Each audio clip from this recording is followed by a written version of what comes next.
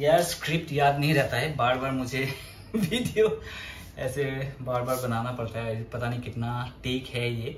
इस फ़ोन में audio recorder on कर लेते हैं बिकॉज यहाँ पे ज़्यादा ऑडिबल होगा, नहीं तो वहाँ पे थोड़ा सा क्रैक आता है। सपोज मैं यहाँ पे बोल रहा हूँ तो आप लोगों को क्लियर सुनाई दे रहा होगा। अब यहाँ पे बोल रहा हूँ तो आई एम श्योर आप लोगों को कितना आवाज़ ठीक आ रहा है पता नहीं, बट ठीक ही आ रहा होगा। So yes guys, let's me इस फ़ोन को नीचे रखते हैं and let me welcome all of you to my channel. Welcome back to the channel. अब मैं आपसे एक सवाल तो नहीं पूछूंगा, मगर एक कुछ आपको बताना चाहूँगा। देखिए, जब हम एक कंट्री से दूसरा कंट्री ट्रैवल करते हैं तो हम लोगों का सबसे इम्पोर्टेंट डॉक्यूमेंट होता है पासपोर्ट। विदाउट पासपोर्ट हम लोगों को दूसरा कंट्री एंटर करने के लिए अलाउ नहीं करता है। Now that is one country जिसके लिए आपको पासपोर्ट की ज़रूरत नहीं है। आई एम श्योर किसी को पता है, बट बहुत लोगों को पता नहीं है। तो मैं आप लोगों को बताना चाहूँगा, yes that countries name is Nepal. जब आप इंडिया से नेपाल ट्रेवल करोगे आपको पासपोर्ट की ज़रूरत नहीं पड़ेगा, आपको जस्ट आधार कार्ड दिखाने से ही आपको एंट्री मिल जाएगा। That is on road, but if you go by flight to Nepal, कभी कभी ऐसा होता है कि आपको पासपोर्ट मांगते हैं, बट आप पासपोर्ट नहीं होने से भी आप आधार कार्ड दिखाने से ही आपको एंट्री मिल जाता है। Now travelling to Nepal from India is like travelling from one state to another. हमारे इंडिया में जब हम एक स्टेट से दूसरा स्टेट जाते हैं उस तरह का ही हो जाता है जब आपको खाली आधार कार्ड ही दिखाना होता है तो। सो यू नो, नेपाल में tourism is a major contributor of Nepal's currency, मतलब इकोनॉमी। सो वर्ल्ड बैंक के 2022 के रिपोर्ट के अनुसार टूरिज्म इंडस्ट्री ने नेपाल के जीडीपी को 6.7% कंट्रीब्यूशन दिया है। कितना बड़ा अमाउंट कंट्रीब्यूट किया है आप लोग सोचिए। इस overall impact was around 2.2 billion US dollars. 2.2 billion US dollars, आप सोचिए। नाउ कोविड के टाइम पे थोड़ा सा इम्पैक्ट वो हुआ था, नेपाल के टूरिज्म इंडस्ट्री बिल्कुल डाउनफॉल हो गया था बिकॉज ऑब्वियसली कोविड के दौरान कोई भी ट्रैवल नहीं कर रहा था। बट सिंस 2023 के जनवरी से मार्च 2023 तक, मतलब 3 महीने में, जनवरी फरवरी मार्च में 2,27,755 लोगों ने नेपाल गए हैं। मतलब all are foreigner tourist Nepal घूमने गए। एंड उनमें से एक मैं भी था, मेरा दोस्त प्रकाश भी था और हमारे साथ बेला भी थी। Now, why do people visit Nepal? People visit Nepal for its breathtaking Himalayan landscapes, including Mount Everest, rich cultural heritage, serene Buddhist monasteries, vibrant festivals, and warm hospitality. Adventurers seek trekking and mountaineering trails, while spiritual seekers explore ancient temples and meditation practices. Nepal's diverse attractions make it captivating destination for travelers worldwide. Nepal का diverse attractions में से एक जगह का नाम है पोखरा, और ये पूरा वीडियो पोखरा के ऊपर ही है। जब मैं एवरेस्ट बेस कैंप ट्रैक खत्म करके आया था तब मैं पोखरा पे 3 दिन रुका हुआ था। अब इन 3 दिनों में मैंने ज्यादा कुछ नहीं किया, रेस्ट ही लिया। पर आज के वीडियो में मैं आप लोगों को बताऊंगा कि पोखरा कैसे पहुंचा जा सकता है फ्रॉम इंडिया एंड पोखरा में क्या क्या किया जा सकता है, because Pokhara is happening city man, आप लोगों को जाना चाहिए। सबसे पहले आप लोगों को बताता हूं कि पोखरा कैसे पहुंचा जा सकता है। There are 3 ways to reach Pokhara. First, the most easy and convenient way is by flight. अगर आप दिल्ली से जाना चाहते हो तो डायरेक्ट फ्लाइट है to Pokhara which takes about 1 hour and 30 minutes. Second, via train. India से पोखरा के लिए वैसे डायरेक्ट ट्रेन तो है नहीं बिकॉज पोखरा अलग ही देश में आता है, बट यू कैन रीच अलग अलग destinations like new Jalpaiguri and Gorakhpur. New Jalpaiguri के सामने आता है काकरविट्टा बॉर्डर एंड गोरखपुर के पास आता है सनौली बॉर्डर। एक बार बॉर्डर क्रॉस करने के बाद आपको टैक्सी नहीं तो बस तो मिल ही जाएगी। बॉर्डर में आपको आधार कार्ड दिखाने से ही हो जाएगा। और हाँ, बॉर्डर क्रॉस करते ही नया सिम एंड मनी एक्सचेंज करना ना भूलिए बिकॉज इंडिया का सिम वहाँ बिल्कुल नहीं चलेगा। मनी एक्सचेंज कहीं ना कहीं तो हो ही जाता है। Third, by road. By road if you are travelling from Delhi, then Delhi से पोखरा के लिए डायरेक्ट बस है जो 24 से 30 घंटा लगता है एंड इसका फेयर है 1800 से 2400 रुपए डिपेंडिंग अपॉन द बस। ये थोड़ा नहीं, बहुत ही ज्यादा हेक्टिक हो जाता है। बाय रोड मैंने भी ट्रेवल किया था अपने बाइक से। सो आप इंडिया से कहीं भी ट्रेवल करोगे by road, these are the 3 options. 2 आपको मैंने पहले ही बता दिया है। सनौली बॉर्डर जो सिद्धार्थ नगर में है नियर गोरखपुर, काकरविट्टा जो रानीगंज में है इन वेस्ट बंगाल, एंड बनबासा जो कंचनपुर में आता है उत्तराखंड में। ओके गाइस, अब जो मैं आपको बताने जा रहा हूँ वो थोड़ा सा इम्पोर्टेंट है और थोड़ा सा ध्यान से सुनिए बिकॉज जब भी आप अगर अपना व्हीकल लेके नेपाल जाना चाहोगे तो ये चीज़ बहुत ही इंपॉर्टेंट है। जैसे आप नेपाल का बॉर्डर क्रॉस करोगे, कहीं से भी बॉर्डर, सपोज आप सनौली बॉर्डर या काकरवित्ता बॉर्डर और जो उत्तराखंड में बॉर्डर है वहाँ से अभी अगर क्रॉस करोगे तो क्या होगा कि देखिए आप कस्टम ऑफिस में वहाँ पे बॉर्डर में आपको एक परमिट बनाने के लिए बोलेगा। ये क्यों बोलता है? बिकॉज ये आप एक व्हीकल लेके जा रहे हो। अगर आप कोई व्हीकल लेके नहीं जा रहे हो तो आपको परमिट के लिए नहीं बोलेगा। It is a road tax basically. आपके व्हीकल जो लेके जा रहे हो उसके लिए आपको एक टैक्स देना पड़ेगा जिसको बोलते हैं भंसार। ये भंसार परमिट बनता है। तो इस भंसार परमिट का पर डे का फीस है 150 रुपीज़, जो नेपाली करेंसी में और इंडियन करेंसी में वही हो जाता है 93 रुपीज़ के आसपास। ये बाइक के लिए बता रहा हूँ। और बाइक का डॉक्यूमेंट ज़्यादा नहीं, आपको RC एंड ड्राइविंग लाइसेंस दिखाने से ही आपको एंटर करने के लिए दे देगा। नाउ देखिए ये परमिट ज़्यादा से ज़्यादा वो लोग बोलेंगे कि हम लोग 7 दिन के लिए आपको बना के देंगे। अगर आप ज़्यादा बनाना चाहते हो, ज़्यादा दिन के लिए बनाना चाहते हो, बिकॉज हम लोग जब नेपाल बाइक राइड्स के लिए चले जाते हैं कि बहुत दूर दूर होता है डिस्टेंस, तो 7 दिन में कहाँ हो पाता है।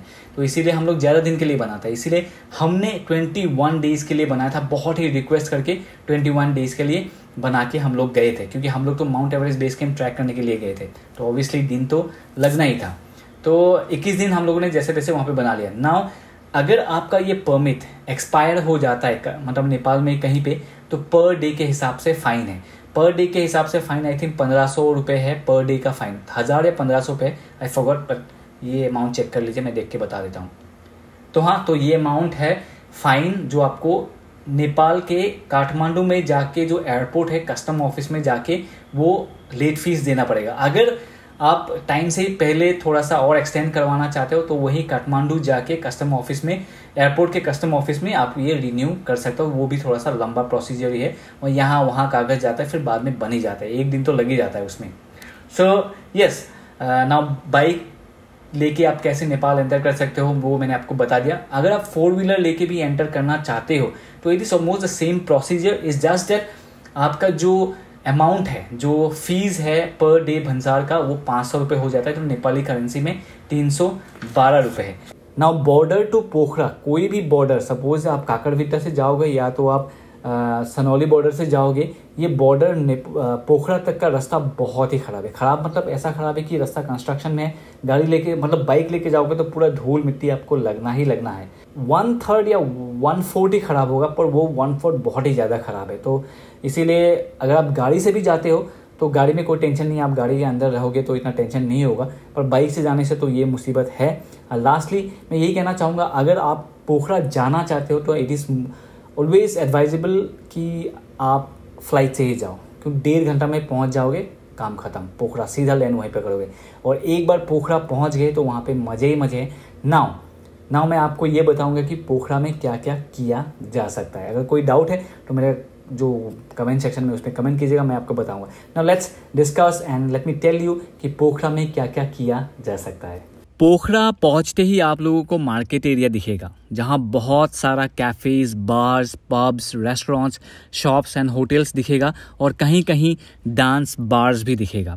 अब आप क्या करना चाहते हो वो आपके ऊपर है। इस मार्केट एरिया के पीछे छुपा है एक ज्वेल, जिसे फेवा लेक के नाम से जाना जाता है। पूरा फेवा लेक के साइड में रेस्टोरेंट्स, बार्स, कैफ़ेज़, पब्स मिल जाएंगे। 2-4 जगहों में लाइव म्यूजिक शोज भी होता रहता है।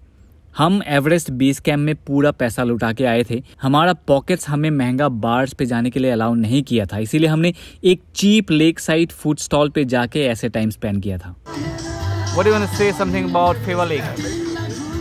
I mean like there is no time ऐसा लाइफ में कि मैं यहाँ आऊँ और मुझे मज़ा नहीं आए। मतलब जादू है इस जगह के बारे में, कुछ अलग ही जादू है। मतलब इंडिया और नेपाल में जितना भी जगह घुमा हूँ मैं आज तक, सबसे ज़्यादा अगर कोई जगह पसंद है, दिल के करीब है, तो वो पोखरा है। यहाँ घुसते ही देखा ना आपने क्या वाइब था कल। The moment you enter this place, Pokhara has a different high, like I mentioned in the yesterday story, and आज थोड़ा सा अपना भाई स्मार्ट बन गया है, पता नहीं किसी से मिलने जाएगा शायद। मेरा क्या है, मैं लेक साइड में आके, ये Phewa lake by the way, Phewa lake के साइड में आके थोड़ा सा अपना मैंने एक बियर पिया, थोड़ा सा मोमो खाया और 2-4 कुछ फ्राई आइटम्स था वो खाया। अभी यहाँ से थोड़ी टाइम रुकेंगे, यहाँ पे माहौल एंजॉय कर रहे हैं। बेला को वो नमस्ते होम स्टे में छोड़ के आए हैं, अभी जाएंगे तो मिलेंगे, कुछ खिलाएंगे उसको भी। अभी मिलाल ये माहौल है यहाँ पे। 1000 रुपीज़ में हम दोनों ने पेट भर के बियर भी पिया और खाना भी खाया। Apart from what we did, आप लोग फेवा लेक में बोट राइड भी ले सकते हो। एंड बोट राइड लिया ही है तो उसी बोट से आप बाराही टेम्पल विजिट कर सकते हो, जो फेवा लेक के बीच में एक आइलैंड में है। Now coming out of Phewa lake, Pokhara में बहुत ही अफोर्डेबल स्पाज है। I did not go to any of the spas but my friends did and उनका एक्सपीरियंस बहुत ही अच्छा था। Let's come to the local sightseeing in Pokhara. Phewa lake तो मैंने ऑलरेडी आपको मेंशन कर ही दिया। पोखरा में एक और लेक है जिसे बेंगस लेक के नाम से जाना जाता है। अगर आपको लेक्स पसंद है तो आप बेंगस लेक विजिट कर सकते हो। डेविस फॉल, इसे डेविस फॉल क्यों कहते हैं, इसका एक हिस्ट्री है। जब आप वहां जाओगे तो आपको अपने आप पता चल जाएगा। Gupteshwar Mahadev cave, Davis fall and Gupteshwar Mahadev cave is connected. Gupteshwar Mahadev cave रास्ता के एक साइड में है एंड दूसरी तरफ है डेविस फॉल। छेमारो गुफा, whose English translation is the Bat Cave, is a famous Pokhara tourist visit place. अब बैट मतलब चमगादड़ का गुफा है, तो इसीलिए चमगादड़ तो दिखेंगे ही ना, इसीलिए तो बैट केव का नाम दिया गया है। The International Mountain Museum is one of the best Pokhara tourist places that is very auspicious. The Gorkha memorial museum visit करना ना भूलिए। The main theme of museum has to do with the history about how the Nepali military fought with bravery. सरांगकोट, यहाँ से आपको पूरा पोखरा दिखाई देगा। The view is surreal and यहाँ से पैराग्लाइडिंग भी होता है। You will get to fly over the vast Phewa lake and it is going to be unique experience. The thrill Himalayans give is a feeling of ecstasy. And lastly, अगर आपको पोखरा में sunrise देखना है तो Sarangkot is the right place. Basundhara Park is a place to visit in Pokhara that is a main tourist location very close to the main city. It is situated beside a large elegant lake. The lake has a huge potential because of the lake which can be travelled with a boat. It is ideal for morning and evening walk and also for picnics. Lastly, पोखरा में located है शांति स्तूपा। यहाँ तो आपको जाना ही जाना है।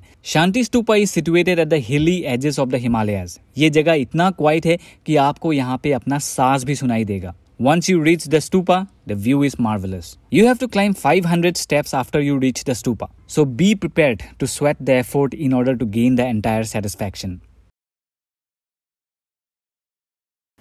Guys, वैसे लिस्ट ना, ये जो साइट सीइंग वगैरह पोखरा में, ये लिस्ट बहुत ही लंबा है। मैंने कुछ सिलेक्टिव जगह का ही नाम आप लोगों को बताया है ताकि आप लोग इन जगह पे जाके, मतलब ये थोड़ा सा एरिया ऑफ इंटरेस्ट बनता है। कुछ जगह पे जाने की जरूरत नहीं है। ये तो हो गया साइट सीइंग वगैरह, या वहां पे क्या कर सकते हो ये सब।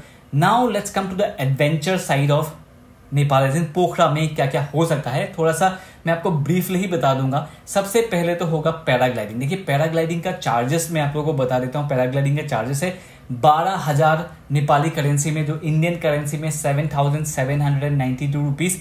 अगर आप इसको राउंड फिगर पकड़ोगे तो 8,000 रुपये या तो 7,800 रुपीज के आसपास हो जाता है ना। जिप लाइनिंग का नेपाली करेंसी में आपको 2,500 रुपये है, जो आपको इंडियन करेंसी में होगा ऑलमोस्ट 15 या 1,600 आप पकड़ लीजिए। कैनोइंग, या तो आप कायाकिंग बोल सकते हो। कायाकिंग का होल डे का आपसे पैसा लेगा नियर अबाउट 6,000 नेपाली करेंसी, जो आपको इंडिया में 3,800 के आसपास हो जाएगा। फिर उसके बाद आता है रिवर राफ्टिंग। रिवर राफ्टिंग एक बहुत अच्छा एक्टिविटी है, तो वहाँ पे होता ही रहता है। तो रिवर राफ्टिंग का 6,000 रुपये नेपाली करेंसी में होता है और इंडियन करेंसी में 3,740 रुपीज होता है। Next is bungee jumping. Bungee jumping एक बहुत ही पॉपुलर वहाँ पे एक्टिविटी है, एडवेंचर एक्टिविटी, जो वहाँ पे होता ही रहता है। सो बंजी जंपिंग का है 6,500 नेपाली करेंसी में और इंडियन करेंसी में है 4,051 रुपीज।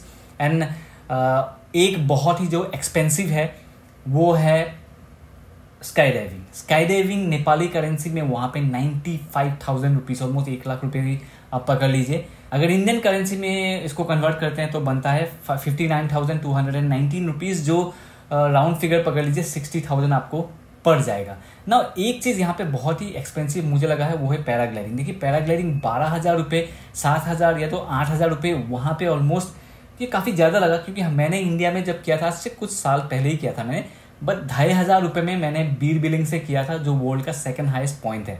सोचिए 2500 रुपये में। सो ये आपके ऊपर है, if you want to do it. ये एक्सपीरियंस लेने के लिए आप लेके अगर करना चाहते हो तो ये सारे एडवेंचर एक्टिविटीज़ कर सकते हो। और एक चीज़ है फिशिंग। फिशिंग ऐसा चीज़ है कि आप अपना रॉड लेके जस्ट फेवा लेक में बैठ जाओ तो ऐसा आपको अलाउड है। एंड एक चीज़ ऐसा है कि वैसे ज़रूरत नहीं पड़ेगा, क्योंकि जो लेक साइड है, लेक साइड के साइड में छोटे छोटे शॉप्स हैं या जो रेस्टोरेंट्स हैं जो फिश ऑलरेडी बेचते हैं। तो एक्चुअली लोगों का क्या है ना कि देखिए, फिश पकड़ने का जो एडिक्शन है या तो जो इंटरेस्ट है उतना खाने में नहीं होता है। तो फिश पकड़ना भी एक अलग ही मज़ा है। तो एक्चुअली आप अगर वहाँ पे किसी लोकल को पकड़ोगे तो वो ज़्यादा बेटर रहेगा। लोकल आपको लेके जाएगा फिशिंग एरिया और फिशिंग कर सकते हो। सो गाइस, 90% पोखरा के आमने सामने पोखरा में क्या क्या हो सकता है मैंने बता दिया। साइट सीइंग से लेके एडवेंचर एक्टिविटीज़ मैंने आप लोगों को बता दिया। कैसे नेपाल एंटर करते हैं वो भी बता दिया। कैसे पोखरा तक पहुंचा जा सकता है वो भी बता दिया। अभी 10% बचा हुआ है, वो 10% को मैं बहुत जल्दी बताऊंगा और इसको वीडियो को रैप करूंगा। देखिए, जो 10% है वो है कि Pokhara is a gateway to the Annapurna region. And Annapurna जो रीजन है ये पूरा ट्रैकिंग एरिया है। बहुत सारे ट्रैक्स आते हैं इसके अंदर। मैं थोड़ा सा नाम बता देता हूँ। देखिए, मैं गया था just before the lockdown, Annapurna base camp गया था। It was a great achievement for me. ये मेरा पहला ऐसा ट्रैक था कि मैंने पूरा बर्फ़ पे ट्रैकिंग किया था। एंड इट वॉज ये फिनोमिनल एक्सपीरियंस है मेरा लाइफ का। सो मैं ये लॉकडाउन से पहले गया था। तो अन्नपूर्णा बेस कैंप से नीचे आता है माछापुछरे बेस कैंप। तो ऐसे बहुत सारे ट्रैक्स हैं, जैसे पून हिल ट्रैक्स है, फिर आपका अन्नपूर्णा पूरा सर्किट ट्रैक है, फिर मार्डी हिमाल है। तो ऐसे बहुत सारे ट्रैक्स है जो बेसिकली पोखरा से ही जाना होता है। एंड जो फॉरेनर्स वहाँ पे आते हैं ना, nearly 80% of the foreigners go to this treks. So अगर आपको कभी भी जाना होगा तो आप मुझे नीचे कमेंट देना, तो मैं उसके लिए अलग सा वीडियो बनाऊंगा। नहीं तो ये शॉर्टली बता देता हूँ कि देखिए, आपको इन सब ट्रैक्स के लिए थोड़ा सा आपका पैसा होना ज़रूरी है, थोड़ा सा दिन आपको चाहिए और एक गाइड होना ज़रूरी है, नहीं तो आप खो सकते हो। सो गाइज, या दैट्स इट। मैंने पोखरा के बारे में आमने सामने जो भी है, जितना भी बता सकता था मैंने आप लोगों को बता दिया। अगर आपको इस वीडियो को अगर आप सिंसियरली या तो सीरियसली आपको अच्छा लगा है तो लाइक, शेयर एंड सब्सक्राइब तो कर ही देना। एंड एक चीज़ मैं बताना चाहूँगा before wrapping this video is, आप लोग जैसे इंडिया में कहीं भी घूमने जाते हो ना, इस स्टेट में उस स्टेट में, India is a beautiful country, no doubt कि आप बहुत स्टेट्स हैं। तो नेपाल में आप पासपोर्ट नहीं लगता है, बिंदास जाओ और इतना सुंदर जगह है ना नेपाल में, आप पागल हो जाओगे। तो पोखरा तो जाना ही है। एंड जब जाओगे और वापस आओगे, और या तो आप पहले ही घूम चुके हो, तो मेरा कमेंट सेक्शन में आप लोग डेफिनेटली बताइए कि आप लोगों को कैसा लगा पोखरा। दैट्स इट गाइज, आज के लिए इतना ही। बाय बाय, टेक केयर, जय हिंद एंड जय असम।